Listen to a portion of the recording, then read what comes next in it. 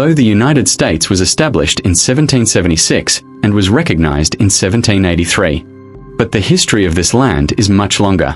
Thousands of years ago, the earliest human beings settled in the mainland of the United States. It is not yet clear how the indigenous people of the United States first settled here, but there is a theory that humans came from Europe and Asia about 30,000 years ago. The land was called the White River Bridge. During the Ice Age, this bridge connected West Bolivia with North America. This process lasted for 10,000 years. At that, the bridge was also flooded with rising seawater. Early residents were called Ancient Americans. Then they went deeper into America, formed a tribe and a nation. They created a unique civilization, developed a unique culture. Among them are the culture of Adna, the culture of the tribe, and the culture of Mississippi. And now the other area of the United States has a unique and different history. Speaking of this land in Hawaii, someone lived in it until the beginning of the park. Polynesians settled here. The indigenous culture has developed from the park until the 10th century. From the 15th century, the European colonial era began. In 1492, Italian explorer Columbus led the Spanish fleet westward, intent to open a new route to the east, but accidentally discovered a new continent in the eyes of Europeans.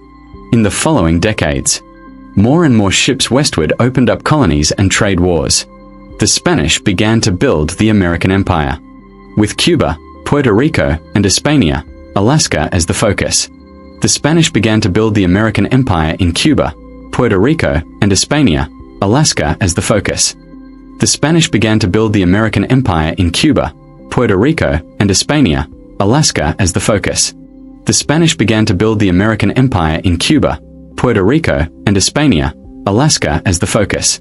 The Spanish began to build the American Empire in Cuba, Puerto Rico, and Hispania, Alaska as the focus.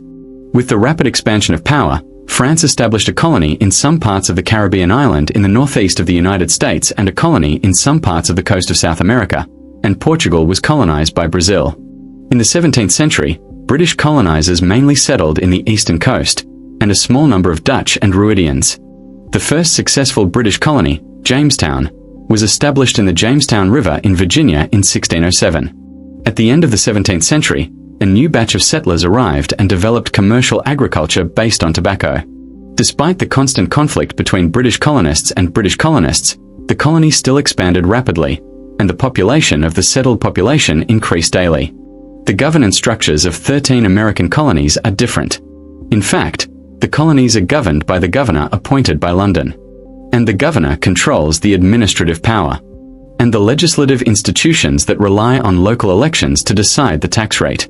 In the 18th century, the colony developed rapidly and was able to provide low mortality rates and plenty of land and food. This attracted a large number of immigrants. Cranes and waterways were planted, and African slaves were obtained from British and Western Indian islands as labor. In the 17th century, African slaves accounted for 1/5 of the total population of the United States. There is no way to talk about the independence of Britain, as long as the colonies still need British support to fight the French forces.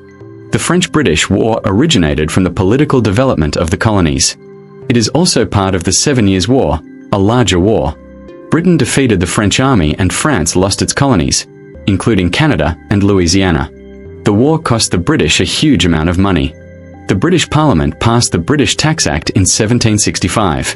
The British Parliament passed the British Tax Act in 1765. The British Parliament passed the British Tax Act in 1765. From the end of the 1760s to the end of the 1770s, the situation has been tense. The 1773 Boston Green Tea incident marked the beginning of the revolution. Boston had the event of the anti-epidemic tea night. The Parliament quickly announced the unforgivable law in the following year. The historical autonomy of the Massachusetts was deprived of military control. This event aroused the anger and resistance of the 13 colonies. The leaders of the 13 colonies gathered together. They held the First Continent meeting to coordinate the anti-epidemic action. The Parliament called for the end of the British trade and announced a power and demand list. They asked the British king to solve these problems. The target was not independence. But this call was so strong that the Second Continent meeting was held in 1775. It was to organize the colonies to fight the British. The 13 colonies started the war in 1775 to fight the British rule. The British declared independence in 1776. The British fought the British in the Salatoka during the 1775-1783 War of Independence. They controlled the northeast region and made France an alliance with the United States. France and Spain united to balance the forces of the British Army. England lost the war. England lost the war. It incorporated the aboriginal lands of the Aberrakia Mountains into the map. The US President Thomas Jefferson reached the agreement in 1803.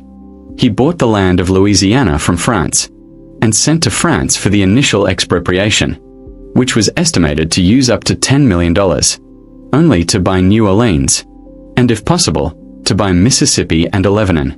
But the French government proposed that it only needed to add $5 million, and it could buy the entire Louisiana territory. The president, who approved this deal, doubled the land area of the United States. In the middle of the 19th century, some meetings were being held at that time. In 1845, de Course joined the Federation, and after the war against the Mexican Empire, the United States gained a large piece of important territorial expansion. After Abraham Lincoln, the president, was elected president in 1861. The southern states launched an attack on the north. The cause of the rebellion in the South was the controversy around the slavery of the blacks. In 1860, Abraham Lincoln, the leader of the United States, proposed to abolish slavery in all territories. In April 1861, the war broke out, and the Southern Army attacked St. Petersburg. After the end of the 4-year Civil War, the Federation finally won. The country gradually reunified, and the power of the federal government also expanded. The 19th century was an era of rapid economic development, the development of industrial prosperity, and the development of basic facilities were also greatly improved. In 1898, the American Western War broke out. The American Army won in the early days. In the Paris Treaty, the United States gained the Philippines, the Puerto Rico, and the Guadalcanal. In the early 20th century, the First World War broke out. Although the United States maintained its neutral power due to the German attack on its ships, and aimed to pull the American Army out of the war, the American Army was able to pull the American Army out of the war. The American Army was able to pull the American Army out of the war. The American Army was able to pull the American Army out of the war.